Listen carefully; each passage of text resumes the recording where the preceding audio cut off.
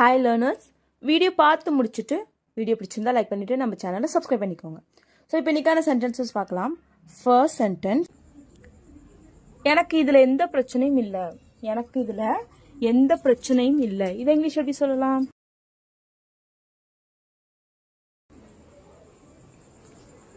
I don't have any problem with this. I don't have any problem with this. I don't have any problem அப்படின்னா எனக்கு எந்த பிரச்சனையும் இல்லை. with this இதில் எனக்கு எந்த பிரச்சனையும் இல்லை. நெக்ஸ்ட் ஒன், ஏன் என்னிடம் இதை பற்றி கேட்கிறாய்? ஏன் என்கிட்ட இதை பற்றி கேட்குற அப்படின்னு சொல்லி கேட்போம் இல்லையா? ஸோ அதை இங்கிலீஷ் எப்படி கேட்கலாம்? Why are you asking me about this? Why are you asking me about this? Why are you asking me? நீ ஏன் என்கிட்ட கேட்குற? about this இதை பற்றி நீ ஏன் என்கிட்ட கேட்குற? Why are you asking me about this? ஓகேவா? அவன் இதை பற்றி உன்னிடம் கேட்பான். அவன் இதை பற்றி உன்கிட்ட கேட்பான் அப்படின்னு சொல்லுவோம் இல்லையா? ஸோ அதை இங்கிலீஷ் எப்படி கேட்கலாம்? He will ask you about this. He will ask you about this. He will ask you. அவன் உன்கிட்ட கேட்பான். about this இதை பற்றி அவன் உன்கிட்ட கேட்பான். ஸோ நெக்ஸ்ட் ஒன், எனக்கு அவனை பற்றி ஒரு விஷயம் தெரியும். எனக்கு அவனை பற்றி ஒன்று தெரியும். உங்களுக்கெல்லாம் தெரியாத ஒரு விஷயம் எனக்கு அவனை பற்றி தெரியும் அப்படின்னு சொல்லுவோம் இல்லையா? ஸோ அதை இங்கிலீஷ் எப்படி சொல்லலாம்? I know something about him. I know something about him. I know something அப்படின்னா எனக்கு ஒன்று தெரியும். about him அவனை பற்றி எனக்கு ஒன்று தெரியும். I know something about him. Next one என்னன்னு பார்க்கலாம். நான் இதை பற்றி சொல்வதற்கு தான் வந்தேன். நான் இதை பற்றி சொல்கிறதுக்கு தான் வந்தேன். நான் இதை பற்றி உங்ககிட்ட சொல்கிறதுக்கு தான் வந்தேன் அப்படின்னு சொல்லி கேட்போம் இல்லையா? ஸோ அதை இங்கிலீஷ் எப்படி சொல்லலாம்? I came to tell you about this. I came to tell you about this. I came அப்படின்னா நான் வந்தேன். to tell you உங்ககிட்ட சொல்கிறதுக்கு. about this இதை பற்றி உங்ககிட்ட சொல்கிறதுக்கு தான் நான் வந்தேன். I came to tell you about this. So next one, நீ ஏன் எனக்கு நன்றி சொல்கிற? நீ ஏன் எனக்கு நன்றி சொல்கிற அப்படின்னு சொல்லி கேட்போம் இல்லையா? ஸோ அதை இங்கிலீஷ் எப்படி கேட்கலாம்? Why are you thanking me? Why are you thanking me? நீ ஏன் எனக்கு நன்றி சொல்கிற? Why are you thanking me? So இதுவே நீ ஏன் எனக்கு நன்றி சொல்கிற? Why are you thanking me? Why are you thanking me? நீ ஏன் எனக்கு நன்றி சொல்கிற? நமக்குள்ள நன்றிலாம் சொல்லக்கூடாது. Why are you thanking me? So இதுவே நீ ஏன் எனக்கு நன்றி சொல்கிற? நீ நான் அவனுக்கு தான் நன்றி சொல்லணும். நீ ஏன் எனக்கு சொல்கிற? Why are you thanking me? ஓகேவா? ஸோ நெக்ஸ்ட் ஒன், நீ அவனுக்கு தான் நன்றி சொல்ல வேண்டும். நீ எனக்கு நன்றி சொல்லக்கூடாது. இதெல்லாம் பண்ணினது அவன் தான். நீ அவனுக்கு தான் நன்றி சொல்லணும். இது இங்கிலீஷ் எப்படி சொல்லலாம்? You should thank him. You should thank him. You should thank him அப்படின்னா நீ அவனுக்கு நன்றி சொல்லணும். You should thank him. So next one, நான் இதற்காக அவளுக்கு நன்றி சொல்ல வேண்டுமா? நான் இதுக்காக அவளுக்கு நன்றி சொல்லணுமா அப்படின்னு சொல்லி கேட்போம் இல்லையா? ஸோ அதை இங்கிலீஷ் எப்படி கேட்கலாம்? Should I thank her for this? Should I thank her for this? Should I thank her? நான் அவளுக்கு நன்றி சொல்லணுமா? for this இதுக்கு நான் அவளுக்கு நன்றி சொல்லணுமா? Should I thank her for this? So இதுவே நீ அவளுக்கு இதற்காக நன்றி சொல்ல வேண்டும். நீ அவளுக்கு இதுக்காக நன்றி சொல்லணும் அப்படின்னு சொல்லுவோம் இல்லையா? ஸோ அதை இங்கிலீஷ் எப்படி சொல்லலான்னு கமெண்ட் பண்ணுங்க. ஓகேவா? அவள் அழுகிற மாதிரி நடிக்கிறாள். அவள் அலற மாதிரி நடிக்கிறா. அவள் அழுகவே இல்லை அப்படின்னு சொல்லுவோம் இல்லையா? ஸோ அதை இங்கிலீஷ் எப்படி சொல்லலாம்? She pretends to be crying. She pretends to be crying. She pretends அப்படின்னா அவன் நடிக்கிறா, பாசாங்க செய்யறா அப்படின்னு சொல்லுவோம் இல்லையா? ஸோ அதுக்கு she pretends to be crying. அழுகிற மாதிரி நடிக்கிறா. ஓகேவா? நெக்ஸ்ட் ஒன், எனக்கு அது தேவையே இல்லை. எனக்கு அது தேவையே இல்லை. எனக்கு அது தேவைங்கிற அவசியமே இல்லை. எனக்கு அது வேணவே வேணாம் அப்படிலாம் சொல்லுவோம் இல்லையா? ஸோ அதை எப்படி சொல்லலாம்? I don't even need that. I don't even need that. I don't even need that அப்படின்னா எனக்கு அது தேவையே இல்லை. எனக்கு அது வேண்டவே வேண்டாம். ஓகேவா? ஸோ நெக்ஸ்ட் ஒன், இங்கு என்னால் மூச்சு விட முடியவில்லை. ஸோ இப்போ நீங்கள் ஏதோ ஒரு க்ரௌடாக ஒரு இடத்துக்கு போகிறீங்க. ஸோ ஃபார் எக்ஸாம்பிள் ஏதோ ஒரு டெம்பிளுக்கு போகிறீங்க, அங்கே வந்து ரொம்ப க்ரௌடாக இருக்குது. ஸோ அப்போ சொல்லுவோம்ல, ஐயோ நல்லா மூச்சே விட முடியல அப்படின்லாம் சொல்லுவோம் இல்லையா? ஸோ அதை எப்படி சொல்லலாம்? I am feeling suffocated here. I am feeling suffocated here. Suffocated அப்படின்னா மூச்சு விட முடியாமல் கஷ்டப்படுவோம் இல்லையா? ஸோ அதுக்கு சஃபகேட்டட் அப்படின்னு சொல்லுவோம். So I am feeling suffocated அப்படின்னா எனக்கு மூச்சு விட முடியல. ஹியர் அப்படின்னா இங்கே. ஸோ இங்கே எனக்கு வந்து மூச்சு விட முடியாத மாதிரி இருக்குது அப்படிங்கிறதுக்கு I am feeling suffocated here. ஓகேவா? ஸோ நெக்ஸ்ட் ஒன், அது மாதிரி எல்லாம் ஒன்றும் இல்லை. அப்படிலாம் ஒன்றும் இல்லை, நீங்கள் அது மாதிரி நினைக்காதீங்க, அப்படிலாம் ஒன்றும் இல்லை அப்படிலாம் சொல்லுவோம் இல்லையா? ஸோ அதை இங்கிலீஷ் எப்படி சொல்லலாம்? It's nothing like that. It's nothing like that. அது மாதிரிலாம் ஒன்றும் இல்லை, it's nothing like that. So next one, அவனுக்கு ரொம்ப சப்போர்ட் பண்ணாத. அவனுக்கே நீ ரொம்ப சப்போர்ட் பண்ணிட்டு இருக்க, அவனுக்கு ரொம்ப சப்போர்ட் பண்ணாத அப்படிலாம் சொல்லுவோம் இல்லையா? ஸோ அதை இங்கிலீஷ் எப்படி சொல்லலாம்?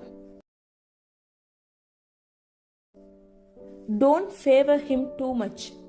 Don't favour him too much. இங்கே ஃபேவர் அப்படின்னா என்னன்னா, இப்போ நம்ம ஒருத்தவங்களுக்கு மட்டும் ஸ்பெஷலாக கவனம் செலுத்துறது, ஸோ அதை மாதிரி இருக்கிறதுக்கு நம்ம ஃபேவர் அப்படின்னு சொல்லலாம்.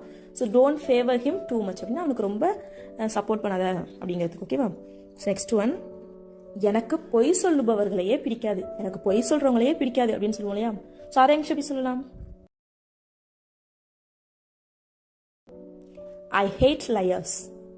I hate liars. லயர்ஸ் அப்படின்னா பொய் சொல்றவங்க. ஸோ ஐ ஹேட் லயர்ஸ் அப்படின்னா எனக்கு பொய் சொல்றவங்கள பிடிக்காது. ஸோ இதை வேறு விதமாக எப்படி சொல்லலாம்னு கமெண்ட் பண்ணுங்க. ஓகேவா? இவன் என்ன அழ வைக்கிறான்.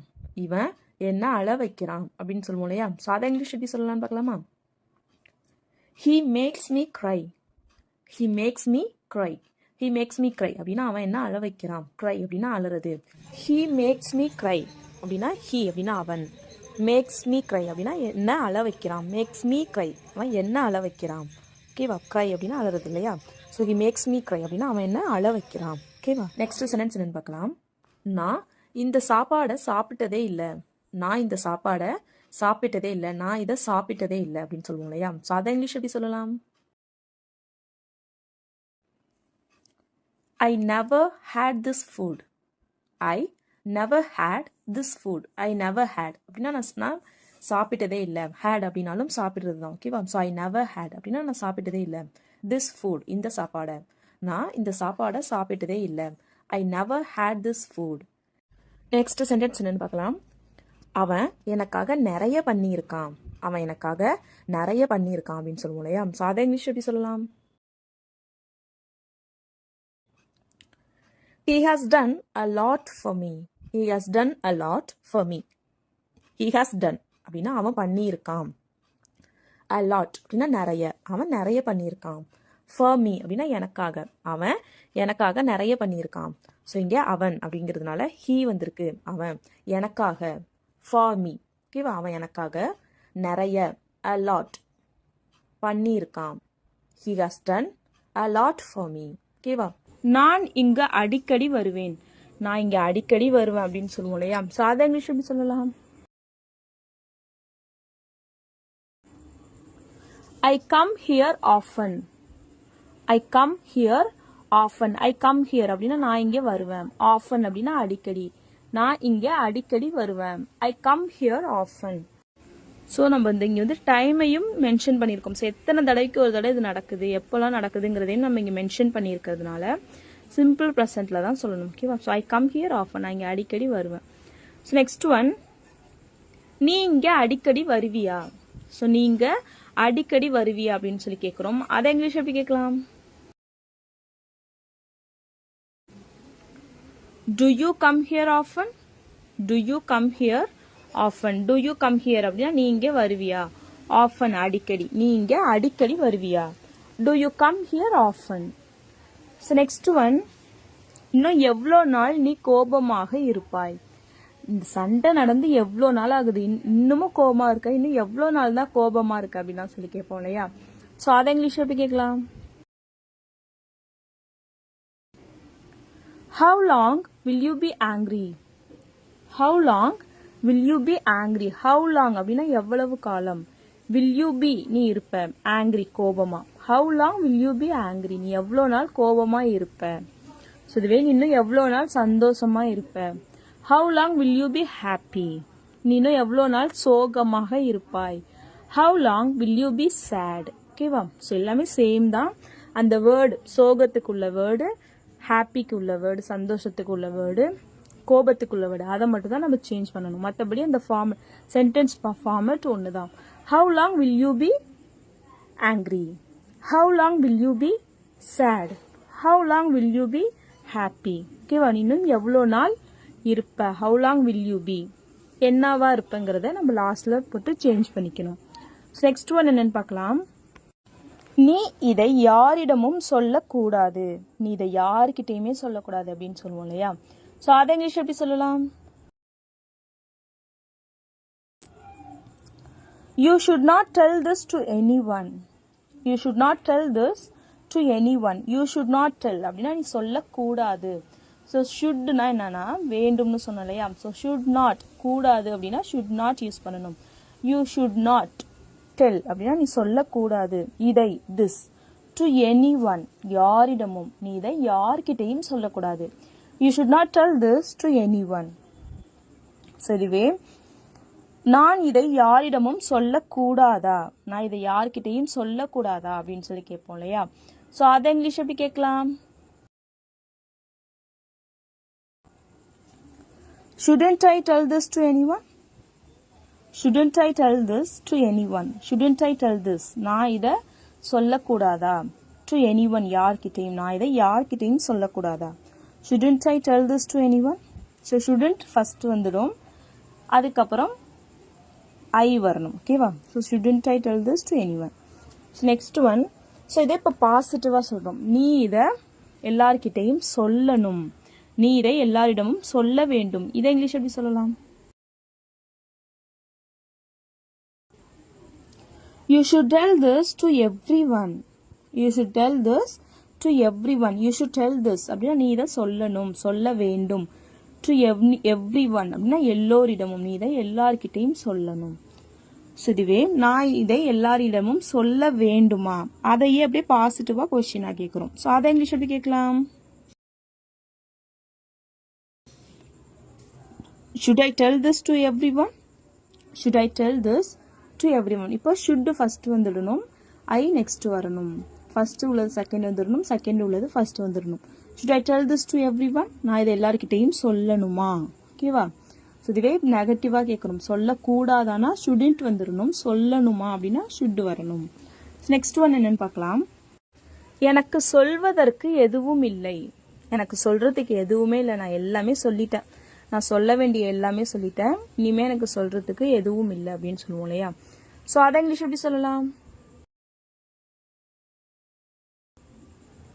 I don't have anything to say. I don't have anything to say. I don't have anything. என்கிட்ட எதுவும் இல்லை. To say சொல்றதுக்கு, சொல்றதுக்கு எனக்கு எதுவும் இல்லை. I don't have anything to say. So இதுவே இதை கொஸ்டினா கேட்குறோம். உனக்கு சொல்றதுக்கு எதுவும் இருக்கா, நீ ஏதாச்சும் சொல்ல விரும்புறியா? இதை இங்கிலீஷ் எப்படி கேட்கலாம்?